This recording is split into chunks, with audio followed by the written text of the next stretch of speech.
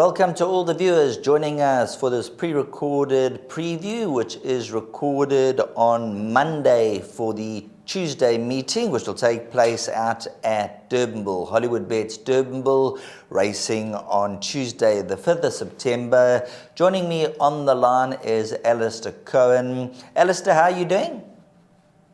Yeah, good, thanks, Sheldon. Good weekend of racing. I thought Turfentine hosted, of course, the listed Betway Spring Spree Stakes, which, of course, was won by Quantum Theory. His first win as a 4-year-old, his first win in over a year when it looked like he was going to have a good campaign as a 3-year-old. So good to see him back on form. I enjoyed watching the racing from Hollywoodbets Scottsville. Good to see Seeking the Stars show a customary Seeking the Stars win, fighting them all off of top weight. He's a good horse. He's interesting down in Durban, and we'll be interested to see where Alison Rice takes him from here. And then obviously Monday's a quiet day, so there'll be extra attention on this Tuesday meeting. I feel lovely to be filling in for Graham for the month down in Cape Town while Graham takes a well-deserved break.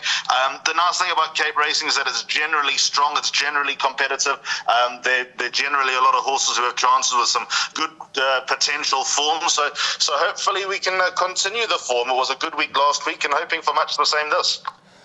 There we go. Let's go on to the first race over 1,000 meters. Reminder, it is at Hollywoodbets Durbanville, so it's around the turn. So the sprint races, the draws will come into effect. Alistair, in the first race, number 3, Stratus, priced up 15 to 10. And there has been some early money for number 2, La Divina. The comment is, very nice type, but is looking for a bit further. What's your thoughts on number 3, Strata? Is fully exposed, but last time out did have excuses, short right hand. Yeah, so there are a few things with number 3, Strata, that caught my eye. First of all, first time she runs in a full set of Alamounts for a long time. Now, that wouldn't be the Candice Bass-Robinson way, not by any stretch of the imagination. So there's obviously been a rhyme or reason why she's not raced in a full set of shoes in her last 5 starts. She drops back to 1,000 meters as well, which I think could be the catalyst to her, doing a little bit of damage here, probably running her best race in a while. Not that her 2 runs was only a penultimate run over 1,200 meters. Not that that was bad, but Hollywoodbets Durbanville's running so fast at the moment that, with her speed and probably the lack of anything else in this race, that could stand number 3, Strata, in good stead. In her run to highly confidential Hollywoodbets Kenilworth at the end of May, the horse who ran behind her, Carthera, came out and won.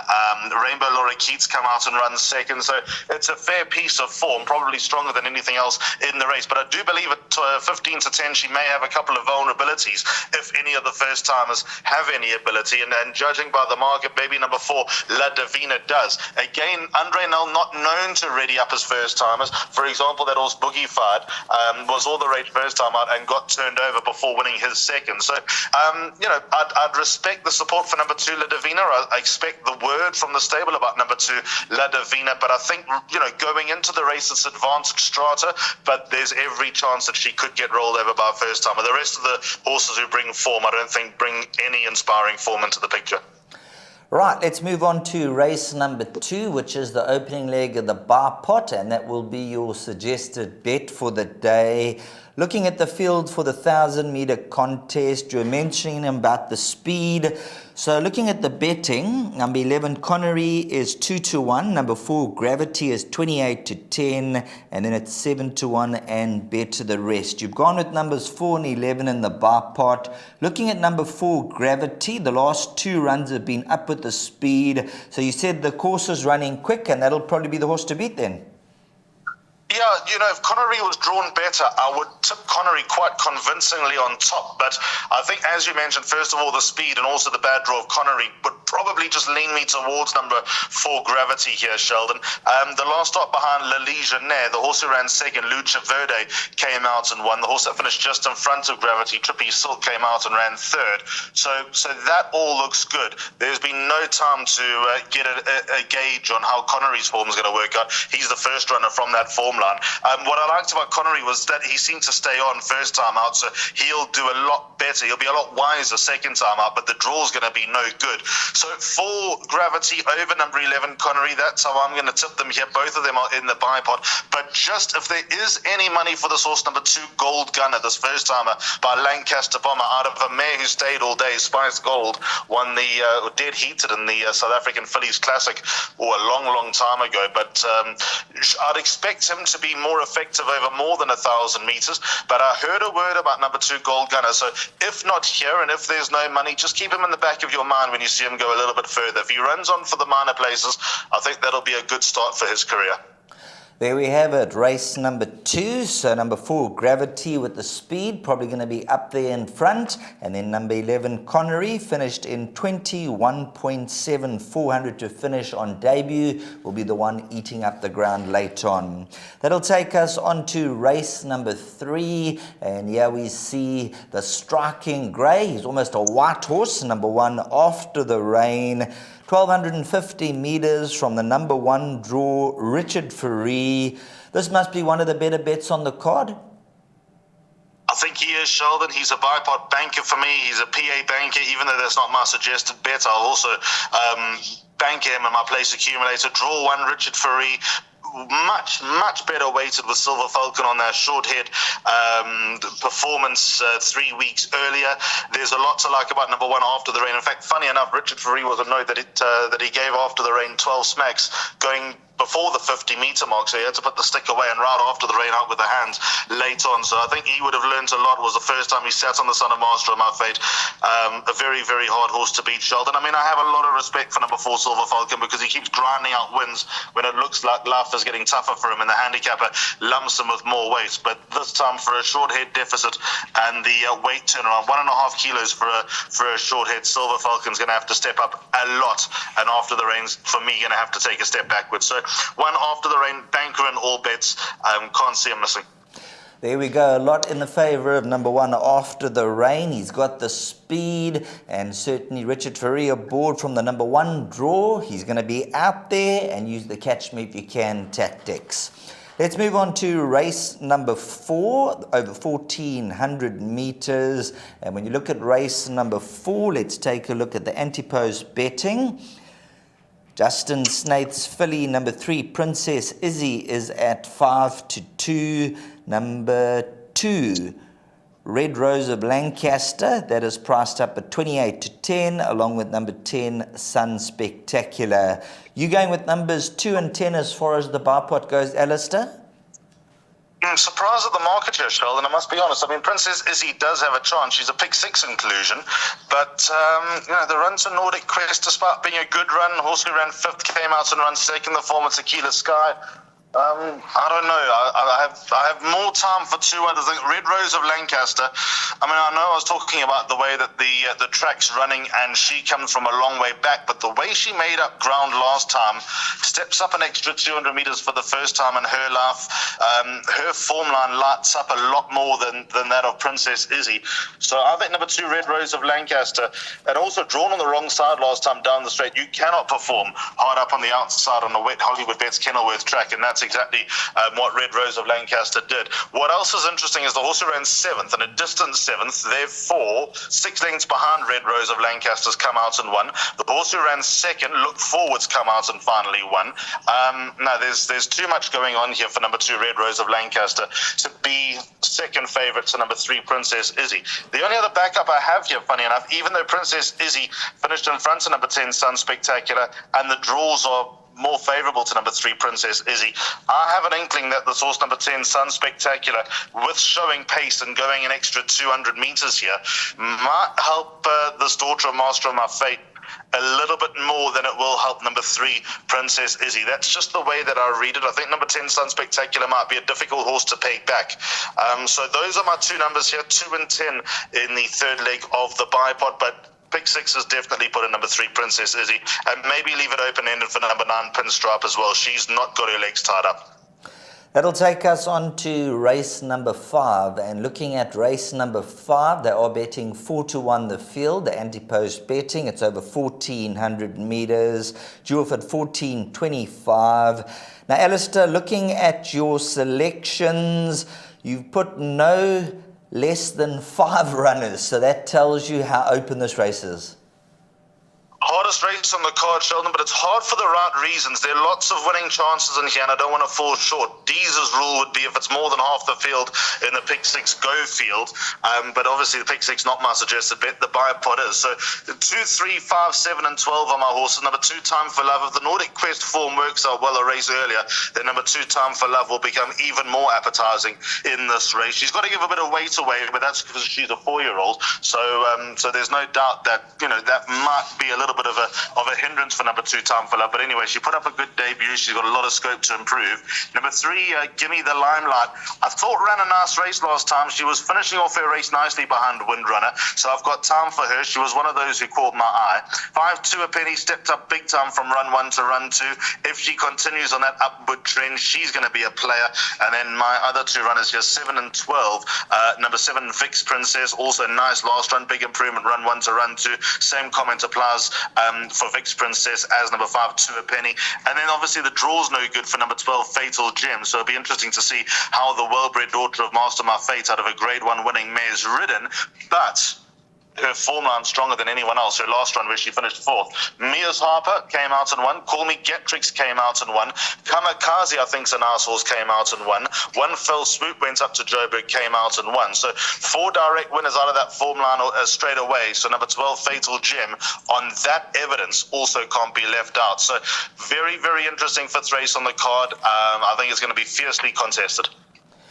On to race number 6, over 1,600 meters, and looking at the runners, most of them are showing good improvement. They're lightly raced, and each and every run they're making the expected improvement lengthwise and place-wise. You've got numbers 7 and 9, Apache Chief and also Get Impressed. They both look to be horses with lively each-way chances, Alistair. And they've got less mileage on the clock than a horse like Norshon and Red William. Both those horses have had their chances.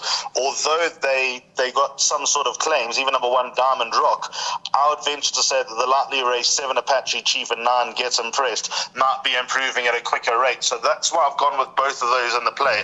For a pick 6, I'd include number 1, Diamond Rock out of gate 1. Norshon and Red William, I'm a little bit skeptical about them. But with 7 and 9, yep, Apache Chief, lovely run last time to Lexicon Point. I thought his first run to Teflon Man was also a fair effort, seemed to run in snatches. So he's coming along the right way. And then number 9, Get Impressed, nothing to choose between them on the run to Lexicon Point. Funny enough, Get Impressed first run, although being beaten 7 lengths by Paratrooper, there's something about Paratrooper. If you can run 7 lengths to Paratrooper, you've got to have a chance in a race like this, especially in a maiden that looks fairly shallow. So I'm very comfortable on the Bipot with numbers 7 and 9. I think there's a good chance I can double up. There's just one other runner that I thought might be a little bit of value for the placings. Number 2, Mo Ye from the Eric Sands stable. There's been a few winners from that form line behind Boogie Field with a 2 draw. If not needing one more run, a horse who could run into the money? Possible, definitely possible. Sheldon, son of Royal Mo, going a mile for the first time, so that stands him up well. Horses who ran, the 8th and 9th have come out and won. Whiskey Bravo and Hat's Pride. They came out and franked that form. They finished, pretty much alongside Mo Ye on that occasion. So not impossible he shows good improvement. Might be a nice swinger horse, number 2, Mo Ye. There we go, throw into the swingers and the trifectas as we move along to race number 7, which is over 1,600 meters. Race number 7, Alistair, you going with numbers 2, Shavut. He's going to be a horse who likes to be up there. He's a horse who can take a bit of a tug. So the quicker the course is running, the better for number 2, Shavut. And then you've gone with number 8, To the Moon and Back, and also number 11, Kimberly Horror. Let's start with Kimball O'Hara. First and foremost, he's on the online sale, the BSA online sale, which will be open during this race. He's become he's got a reputation now of being a brass. MJ Baileyfeld and Grant Knowles and Vicky Minot won't touch the sun to give me the green light again, because he has looked a winner. He's found trouble and he just fails to go on with it. And when everything goes according to plan, he still fails to win. Maybe with a deep draw, maybe with sort of expectations lowered, and with the fact that he's going on sale, he might be able to do something. Number 11, Kimball O'Hara. So just the sadist that I am, just to perhaps smuts the three presenters of Hollywoodbets Durbanville on Tuesday. The number 11, Kimball O'Hara, could do something. But I think the more reliable horses here are numbers 2 and 8. Shavut, you spot on. I like the way that he is able to go to the front. He can be a hard horse to peg back. The track's likely to suit number 2, Shavut. He was highly thought of as a younger horse, from a once high 96 down now to a 78. Same rating, obviously, that he ran off last time behind Nat Yarn. But there's enough to like about number 2, Shavut. Might not be past the post. He certainly isn't past the post. Nothing in this race is. But I think he'll run well. And then number 8, To the Moon and Back. I thought he was a bit flat last time, but the blinkers go on. So I'm expecting the blinkers to work some sort of charm with number 8, To the Moon and Back. Whether it carries him across the line, he's well overdue, I don't know. But I expect better from number 8, To the Moon and Back, because after calling his last start, he just never really picked it up. So I'm hoping the blinkers just have the desired effect. If they do, he could be dangerous. Moving along to race number 8, and this is probably going to be the race of the day, over 1,250 meters. Now, Alistair, when you look at the quality of horse stepping out in race number 8, I'm sure a lot of the punters are really looking forward to this event. Yeah, I spoke to Justin Snaith at Hollywoodbets Durbanville a week earlier, and he was telling me about the big horses that he's stepping out. Obviously, number 7, We're Jamming, scratch, so that's a little bit of a blow, because over this trip, I'd expect him to have the number of 4 double superlative and 5 light speed, but sadly, we'll have to wait another day for We're Jamming. Double superlative, I know what Justin thinks of this horse. It's going to be too short for him, and he's going to need the run back, but he's hoping that he can still run a nice race. He's a proper horse. He's going to have a tilted race like the World Sports Betting Cape Met, and look at the company he's kept. He ran less than 2 lengths to Comet de Dung, he ran less than 2 lengths to Triple Fortune, and he's run a length and a half to Zapatilis when he made up all the ground from the worst of the draws at Hollywoodbets Greyville in the World Sports Betting KZN Guineas, which was a long time ago, a year and a half ago. 5 light speed as well. He went in the wind, so that probably set him back a while, so he's making his return, number 5 light speed. So both of them warrant a lot of respect in that they just top horses. The horse number 6, Mu Capitano, very, very interesting for me. There's something about this horse. When he got turned over by Mojo Man last time, he didn't look like getting beat, but just in the soft going, he failed to make up that last little bit of ground. He beat Boogie Fight first time out. Boogie Fight franked that form, but then second time out, rather third time out, ran a little bit flat, but still, number 6, Mu Capitano, will be a big test for him. It's going to be hard for him to win it, and I'd loathe to tip him on top, but if all the other disclaimers against the other horses come back to bite them, then there's every chance number 6, Mu Capitano, could have a bit of a claim to fame here. Maybe number 8, King Regent, could end up being the right one here, Sheldon. Over 1,200 meters, he's 2 for 2. Early doors at Hollywoodbets Kenilworth, so maybe coming back to the sprint trips could help number 8 King Regent out. So I'm going to take a bit of a stab at a price of 5 to 1 and say number 8 King Regent's got more going for him than anyone else in the race. So I'm going to tip him as my top choice, but I've got a lot of respect for a lot of horses in this race. There you have it. One exciting race awaits us, so we'll be looking forward to this contest. As we move on to the final hurdle, which is race number 9, the Hollywoodbets Bright Future Class 4 for the fillies and mares over 1,250 meters.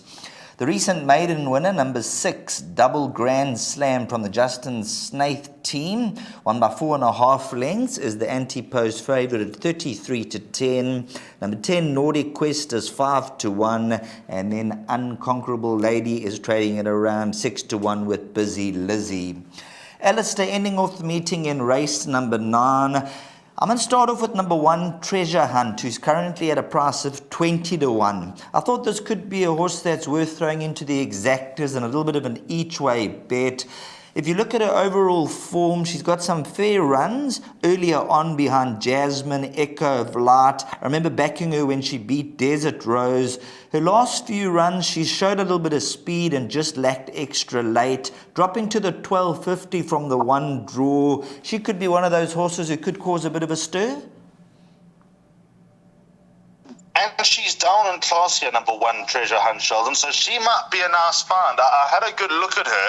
I put a good couple ahead of her in the pecking order because I'm not 100% sure about her over 1,250 meters, but as you say, she shows a little bit of pace. She's shown a little bit of spark of late and not finished off her race. A little bit worried about Veronica Mars's form because she obviously ran a Fairview on Friday and ran no sort of race. She was comfortably beaten on that occasion. That wasn't a listed feature. But so it's not impossible. Number 1, Treasure Hunt, runs into the first 4. She's a nice quartet inclusion. She could make things pay.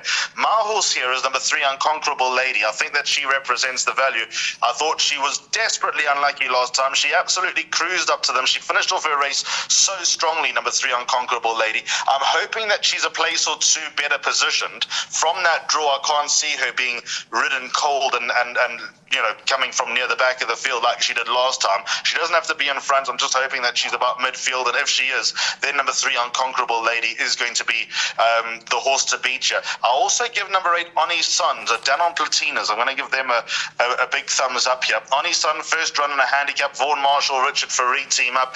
She ran to Mojo Man last time. That form is represented by Mew Capitano a race earlier. So, there's something to like about number 8, Oni's Son. I like how she finished off her race last time out, the best finisher over 1,000 meters at Hollywoodbets Kenilworth. So I reckon this distance will be better for her. Funny enough, it's her first run around the turn. Not that I see that being much of a hindrance. So the numbers I'm going to play around with are numbers 3 and 8, and then I'll be shouting for a horse like Treasure Hunt at a big price to run into the quartets. That would be very nice indeed. There we go. So worth taking some quartet swingers, exactors, throwing a few of the lurkers. Alistair likes number 3, Unconquerable Lady, so that's a horse that definitely worth throwing into all your play and maybe worth an each way bet and take some swingers and exactors with the 1, Treasure Hunt. Now, Alistair, your suggested bet for the day is the Bipot, so if you want to run through those numbers, we'll put the slide on screen. Yep, so the Bipot begins at 20 to 1 on this 9-race card, Sheldon, so don't miss the boat. 4 and 11, Gravity and Connery in the first leg. Babanka won after the rain, I think a very hard horse to beat. Then in the third leg of the Bipot, I've gone 2 and 10, Red Rose of Lancaster and Sun Spectacular. That's also the first leg of the pick 6. You might want to put a couple in there. Race 5, I think I've got all my bases covered with numbers 2, Time for Love, 3, Gimme the Limelight, 5 on the card, 2 a penny, 7, Vix Princess, and also number 12, Fatal Gem. By 7 and 9, Apache Chief and Get Impressed. I'm most keen about those. Number 1, Diamond Rock, possibly the alternative. And then the final leg of the Bipot, numbers 2, Shavut, 8 To the Moon and Back, and 11, Kimball O'Hara. Well, thanks very much, Alistair, as is the norm. Thanks very much for giving us the input, and have a safe trip. Enjoy the day's racing and call home all the winners. Always a pleasure, Sheldon, and we'll catch up soon. Thanks very much to Alistair Cohen joining us on the line for the Hollywoodbets Durbanville meeting. We've gone through all the races, you've heard the lowdown, and now let's hope that the horses do it for us on the racecourse.